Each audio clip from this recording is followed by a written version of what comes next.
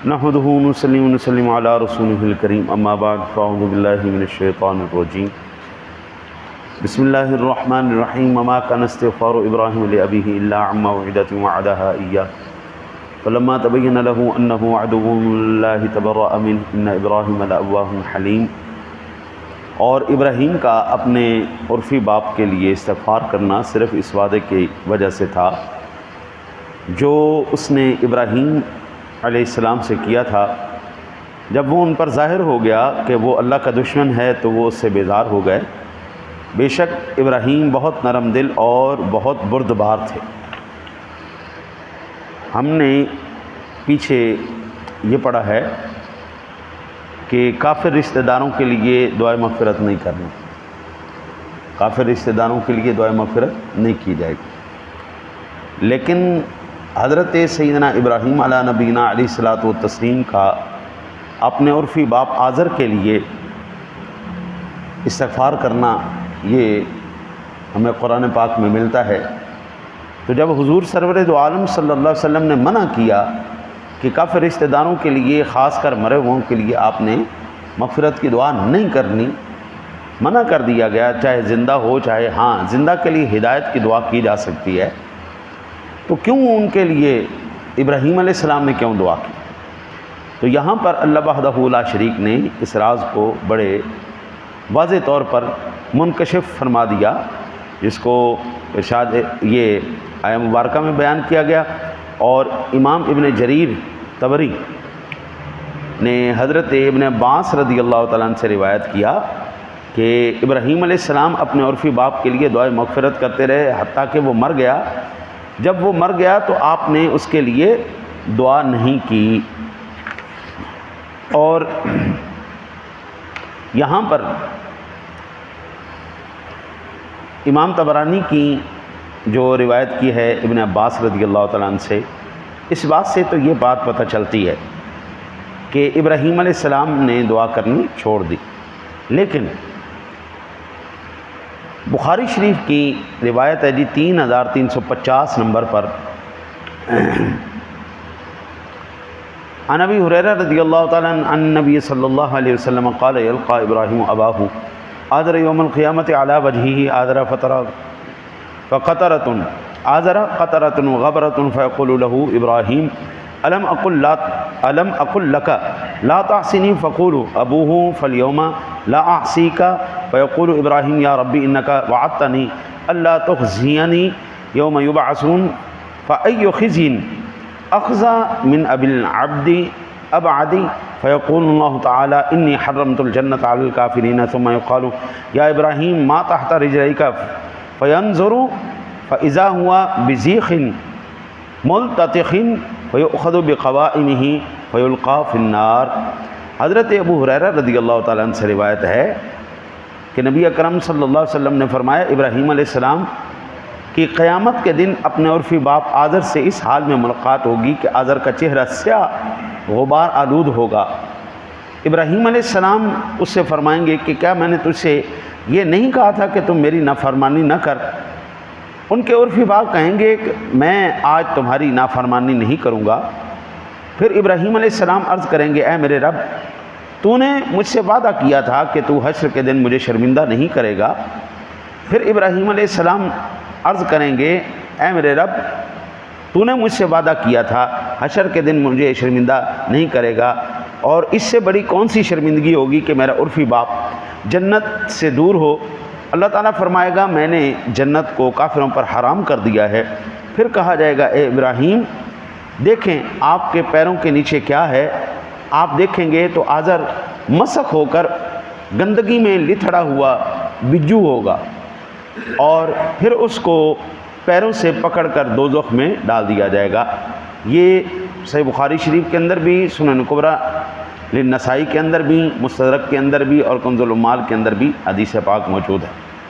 اب یہاں پر سوال یہ پیدا ہوتا ہے جب اللہ وحدہ لا شریک نے منع کر دیا تھا، وہ مر گیا تھا، تو پھر کل قیامت والے دن شفاعت کا کیا تک بنتا ہے؟ ایک کافر مر گیا، مرتد ہو گیا ساری، بعض لوگ نا جی بڑے وہ رحم دل بننے کی کوشش کرتے ہیں، نہیں جی کافروں کو برا نہیں کہنا چاہیے، کافروں کو برا نہیں کہنا چاہیے۔ اللہ کے نیک بندے، میرے رب نے جب مجھے اپنا تعارف کروایا نا تو فرمایا بسم اللہ الرحمن الرحیم، الحمد للہ رب العالمین، الرحمن الرحیم، مالک یوم الدین۔ مجھے میرے رب نے جب اپنا تعارف کروایا نا تو فرمایا میرے سے بڑا کوئی نہ کوئی رحم کرنے والا ہے نہ کوئی مہربانی کرنے والا، میں سب سے بڑا رحم کرنے والا بھی ہوں اور مہربانی کرنے والا بھی۔ یہ لوگ اللہ سے بھی زیادہ آگے نکلنے کی کوشش کرتے ہیں، وہ اللہ کے نیک بندے جو اللہ کا فیصلہ ہے ہمارے سر آنکھوں پر، جو اللہ نے حکم فرما دیا ختم ہوگی بات۔ اس کے بعد کوئی چون چنا حالانکہ چونکے چناج، پھر کوئی انسانیت نہیں۔ انسانیت وہی ہے جو اللہ اور اس کے رسول فرما دیں، حق وہی ہے، قانون وہی ہے، آخری حتمی فیصلہ وہی ہے۔ تو ابراہیم علیہ السلام نے کیوں دعا کریں، کیوں ہوگی، اس کے چند علماء اکرام نے بڑے تفصیلی جواب دیے، میں 2-3 آپ کے سامنے عرض کرتا ہوں۔ پہلا، یہ جو کہا تھا اے اللہ تو نے مجھ سے وعدہ کیا تھا، آخر تک یہ روایت جو چلتی ہے، تو اس سے آزر کی شفاعت کرنا مقصود نہیں تھا، آزر کی اس سے شفاعت کرنا مقصود نہیں ہوگا، بلکہ اس روایت میں یہ بات واضح ہوتی ہے کہ ان کا اس دن آزر کے سامنے عذر پیش کرنا مقصود تھا، کہ ان کا اللہ تعالیٰ سے یہ کلام محض صورتاً، ٹھیک ہے نا جی، عذر پیش کریں گے کہ لے تو میرا پیو بنیا پھرتا سن، میں اللہ دی بار گیچ کہہ دیتی، لیکن اللہ دی مرضی نہیں، تینوں نہیں بخشنا۔ ہاں جی، کل قیامت والے دن بھی رشتہ دار سارے آئیں گے آپ لوگوں کے پاس، ہر ایک کے پاس جائیں گے، ماں باپ کا پاس بھی جائیں گے، جو جاننے والے جو ایک دوسرے کے ساتھ دوستی یاری ہے وہ سارے ایک دوسرے کے پاس جائیں گے، ماں باپ اپنی اولاد کے پاس جائیں گے، اولاد اپنے ماں باپ کے پاس جائے گی، لیکن فیصلہ وہی ہوگا جو اللہ اور اس کے رسول کا فیصلہ وہی ہونا۔ پہلی عذر پیش کرنا۔ دوسری بات کہ اگر یہاں پر ہم شفاعت مانیں تو شفاعت حقیقی نہیں ہوگی، شفاعت صوری ہوگی، ٹھیک ہے نا جی، صورتاً شفاعت تھا، حقیقتاً شفاعت نہیں۔ حقیقت میں آزر کے سامنے یہ عذر پیش کرنا تھا کہ میں نے تو جنت میں داخل کرنے کے لیے اللہ تعالیٰ سے عرض کیا ہے، لیکن اللہ تعالیٰ نے منع فرما دی، کوئی کافر نہیں جائے گا بھی جنت میں کوئی کافر نہیں۔ یاد رکھیے، جو اللہ وحدہ لا شریک نے اپنے حبیب کو بھیجا اور اپنے خلیل کو بھیجا، یہ دونوں ان کے اصلی ماں باپ وہ 100% ایمان والے اور مسلمان تھے۔ حضرت ابراہیم علیہ السلام کے والد کا نام آزر نہیں، طارق تھا، وہ ایمان والے تھے، وہ اللہ کا خلیل، ماں باپ کافر ہوں نہیں ہو سکتا، وہ اللہ کا حبیب اور ماں باپ کافر ہوں نہیں ہو سکتا۔ حضرت امام الانبیاء علیہ الصلوۃ والتسلیم کی ذات گرامی کی صحیح روایات ہمارے سامنے ہیں، مجھ سے لے کے آدم تک میں پاک پشتوں سے پاک رحموں کے اندر منتقل ہوتا ہوا آیا ہوں۔ بڑی دو ٹوک بات ہے، مجھے میرے نبی کی زبان پر 100% یقین۔ میرے پیارے سونے نبی نے ارشاد فرمایا صلی اللہ علیہ وسلم، آقا جی نے فرمایا آدم سے لے کے میرے ماں باپ تک کوئی گندگی نہیں تو نہیں ہے۔ کافر کو خود قرآن کہتا ہے انما المشرکون نجس، وہ سر سے لے کے پیروں تک پلیت ہے، کافر پلیت ہے، لیکن نانا میرے آقا جی کے والدین صاحب ایمان تھے۔ ہماری دوسری جو ہے نا جی وہ سماعت ہے ہی نہیں، ایک ہی ہمارے کان سنتے ہیں، عظمت مصطفیٰ، شان مصطفیٰ، محبت مصطفیٰ، یہ ہمارے کان سنتے ہیں، اور اس کے بعد اگر کوئی ہمارے کان میں دوسری بات ڈالے گا ہماری سمجھ میں نہیں آتی،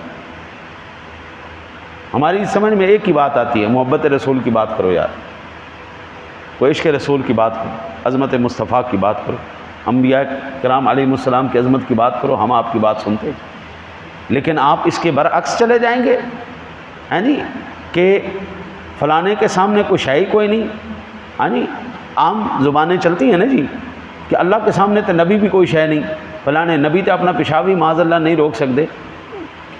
پتہ نہیں کون سے جاہلوں کے ساتھ ان کا پالا پڑا ہے، اتنی گندی زبان صراحتاً قرآن و حدیث کے ہی خلاف۔ وَلِلَّهِ الْعِزَّةُ وَلِرَسُولِهِ وَلِلْمُؤْمِنِينَ، وَلَكِنَّ الْمُنَافِقِينَ لَا يَعْلَمُونَ، اللہ کہتا ہے عزتیں اللہ کے لیے، اس کے رسول کے لیے، ایمان والوں کے لیے، منافقوں کو نہیں پتہ، منافق نہیں جانتے یہ وہ بندے خدا۔ وَلَا تَقُولُوا لِمَن يُقْتَلُ فِي سَبِيلِ اللَّهِ أَمْوَاتٌ بَلْ أَحْيَاءٌ، اللہ تعالیٰ کن کو زندہ کہہ رہا ہے؟ مومنین کو کہہ رہا ہے۔ شہید جو ہیں ان کی عظمتیں شانیں بیان کی جا رہی ہیں، الا ان اولیاء اللہ لا خوف علیہم، یہ کن کی شان بیان ہو رہی ہے؟ یہ اگر کوئی شاعر نہیں سی، کوئی نہیں تھا تو دو ٹوک بات ہو جاتی کہ بھائی خبردار بھائی، نہ کوئی ولی، نہ کوئی پیر، نہ کوئی فقیر، نہ کوئی نبی، کوئی شے نہیں، ختم، خلی ولی چھٹی، سارے پاس جاؤ۔ او بھائی عزتیں اللہ نے جس کو دی ہیں اس کو دی ہیں۔ ہاں جی، ذات دی کوڑ کرلی چھتینن جپے، انہاں دے کول کیڑے علم نے، ایک کڑی لئی پھردے نے، عزتیں وہی جو اللہ عطا فرمائے اور جس کو عطا فرمائے۔ بھئی ہمارے سر خم ہیں، اللہ کہے یہ کعبہ ہے اس کی عزت کرنی ہے، جی بسم اللہ، یہ میرا بندہ ہے اس کی عزت کرنی، جی بسم اللہ، یہ وہ جگہ ہے جہاں پر میری بندی بھاگی تھی، ان الصفا والمروہ من شعائر، اتھے نسو، جی بسم اللہ، یا اللہ تیرا واتخذوا من مقام ابراہیم مصلی، اے جڑا پتھر ہے جن دے تے ابراہیم علیہ السلام دے قدم، اتنی نماز پڑھو، جی بسم اللہ جی۔ ہمارے لیے تو ایک ہی بات ہے بھائی، دیکھیں نا جی، مقام ابراہیم اگر کوئی شہر نہیں ہے تو چوکے مارو پہ کیوں کعبے دے وچ رکھیا جی؟ حجر اسود کوئی شہر نہیں، پتھر ہی ہے نا۔ ہاں جی، اس کو جو ملی ہوئی ہے، مقام ملا ہوا ہے، وہ بھی کسی نسبت کی وجہ سے ملا ہوا ہے نا۔ وہاں پہ جو آب زمزم کا کنواں ہے وہ بھی تو کسی نسبت کی وجہ سے ہے نا، تو اکھاڑ کے پھینک دو صرف۔ اگر یہ چیزیں کوئی نہیں ہیں تو پھر ان کو کیوں رکھا ہوا ہے؟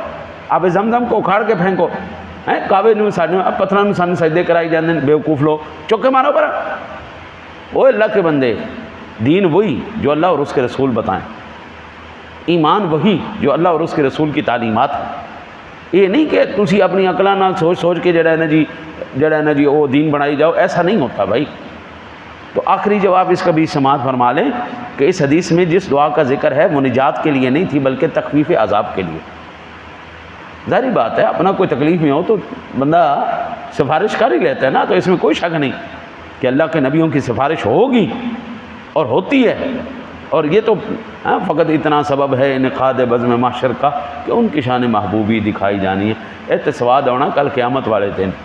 آہا آہا، حضور نو این مقام محمود تے رب سونا این بٹھائے گا شانہ نا۔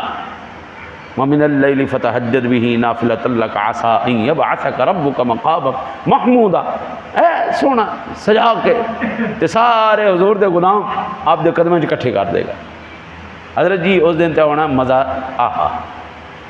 اسی تے میں اپنی ساری اولاد کو بھی، بیگم سے بھی، اپنے رشتہ داروں سے،